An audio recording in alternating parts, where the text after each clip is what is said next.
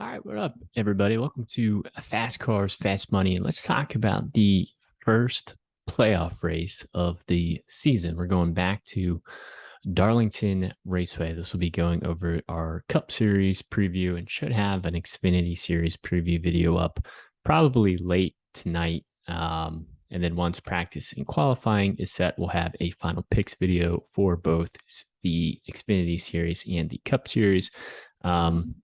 But real quickly, let's look at the race preview and initial thoughts. So, like I was saying, it's round one of the Cup Series playoffs, at least the Xfinity Series playoffs.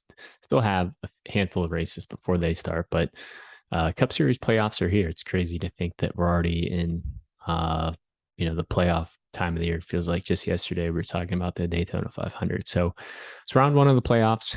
If you aren't familiar, 16 drivers make the playoffs, and there's different rounds. This first round is 3 races, and Darlington is going to be that first race. It is the second time we have been here this season, so it's helpful to go back and look at the data that we have from earlier in the year at this race. But a lot of things have changed since we've been at this racetrack. One thing to keep in mind, it is the Southern 500. So we got 500 miles, and that means 367 laps. So it's a long race. It's more or less an endurance race. It's a marathon. It's not a sprint. So with that many points, or I should say with that many laps available, there's a lot of points available, whether it's through laps led and or through fast laps. So really focusing on drivers who can get out front, lead laps, who are able to have the ability to run fast laps is really what's going to separate your line from a lot of other lines. So with that being said, we really want to have probably 3, potentially even 4 drivers in our lines that have the ability, or the drivers we feel the most confident in are able to get out front and be that lap leader. As far as what we're really going to be looking at, it's focusing a lot on the 2022 intermediate data from this year. And as always, diving into the practice and qualifying data, looking at the starting grid, using that playing that narrative out in our head of, okay, how are the lineups, or how the drivers am I selecting going to, fit the narrative of this lineup scoring well. And that'll kind of sway us one way versus the other. So early in the week, now that pricing is out, let's kind of look at the slate, look at the drivers' pricings, and I'll kind of walk you through how I think most lineups are going to get constructed, kind of how I want to construct my lineups.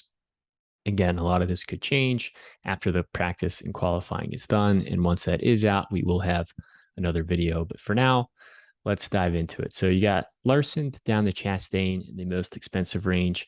Reddick is in there as well. But for me, I think any driver in green is going to be your top tier, tier A, level 1 drivers you're going to feel the most confident in to be that lap leader. So you got Larson, Hamlin, Elliott, Busch, Chastain, and Truex. Logano and Reddick for me would be the ones that kind of wouldn't put into that group.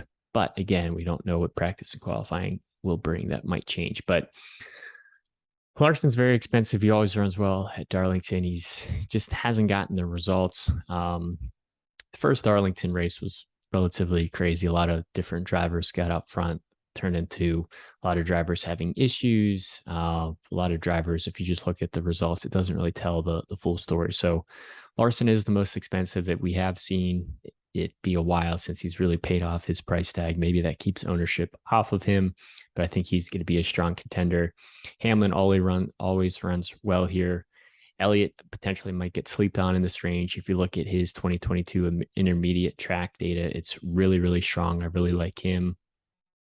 Busch had an excellent car in the first Darlington race before he had issues. Chastain has been terrible as of late, but if we look at his 2022 intermediate stats and data and his green flag speed and his driver rating, it is, if not the best, one of the best. So I really like his value there at $10,000. And with how poorly he's been running lately, that might keep ownership down too.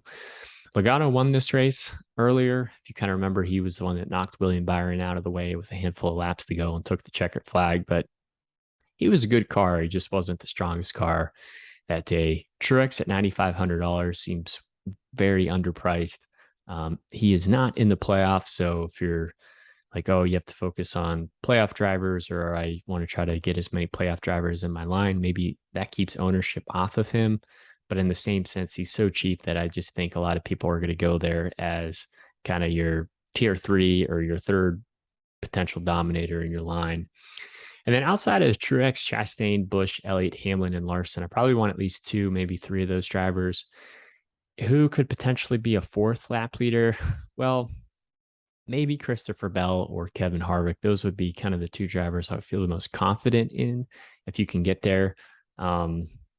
With how many dominator points are available, you just want to jam in as many lap leaders as possible, ideally ones that you feel the most confident in. So for me, it's all those drivers in green. I really want to try to get 3 of those, maybe potentially 4 of them, if it's even possible to build lines like that. I haven't really constructed any lines, but after that, I think, Bowman, Suarez, Briscoe, Dillon, Cindric, McDowell. I don't know. Maybe you can make an argument for Bowman and Suarez, but I don't see Briscoe, Dillon, Cindric, or McDowell getting a lot of ownership. I don't really see them getting out front, leading laps. I don't really see them picking up fast laps. And I think they might qualify, in the teens versus, a Bubba Wallace or Eric Jones are cheaper and they have really good, Wallace has been running better as of late. The JGRs have been really fast at the intermediate tracks. Maybe that speed carries over to Wallace, and he's only $7,300. His stats here historically aren't great, but we are really just focusing on the 2022 data. And we know those JGR cars, or I guess the 23XI cars, are fast. This is arguably Eric Jones' best racetrack. If you remember when he's at JGR, he was always a contender, threat to win here. Now he's in the Petty GMS car. It's not as good as equipment, but I think he gives you a lot of value depending on where he qualifies. And then from there, I think there's, a lot of people might go to Buescher, but Stenhouse is another one that kind of stood out to me. He hasn't really been great as of late either, kind of like Chastain. But if we look at his intermediate data, it's a lot better compared to like his road course or short tracks or like super speedways. But, we're kind of going back to an intermediate track. So we really want to weigh more heavily on those intermediate data points that we have versus maybe recent performance. So I think Stenhouse potentially might get overlooked a little bit with how poor he's been. But if we look back earlier in the season when we had more intermediate tracks on the schedule, he was running decently well. So maybe that'll carry back over. Almirola's pretty cheap at $6,400. Maybe it just kind of depends on where he qualifies. And then, if you're jamming in all these lap leaders, 3 or 4 of them, you're going to have to get pretty low on the slate. Ty Dillon's probably my favorite play, just with how good Petty GMS was here earlier this year at Darlington. If you can't get up to Ty Dillon, I don't mind Custer or Gilliland. Just kind of depends on where they qualify, what their practice times are. And I'm not even ruling out Cody Ware, especially if he starts, basically last or dead or next to last, or maybe even 2 positions from last. If he starts really deep in the field, he's not going to earn you a ton of points. But if it allows you to maybe upgrade a Cindric up to Harvick or Briscoe up to Christopher Bell and to get a 4th potential lap leader in your line, I'd much rather do that. You really want to just try to get as many lap leaders in there as possible and just let them carry your lineup. So that'll do it for the preview video. Once practice and qualifying's done, we'll put this spreadsheet up on Twitter. It's at FastCarsFM. We just hit 800 Twitter followers over there, so that was a cool milestone to hit. Slowly working our way up to 600 subscribers on YouTube too. So we're crawling, baby stepping our way there. So we'll have some more videos out later this weekend, but at least wanted to put this one out there as kind of our initial thoughts and early preview.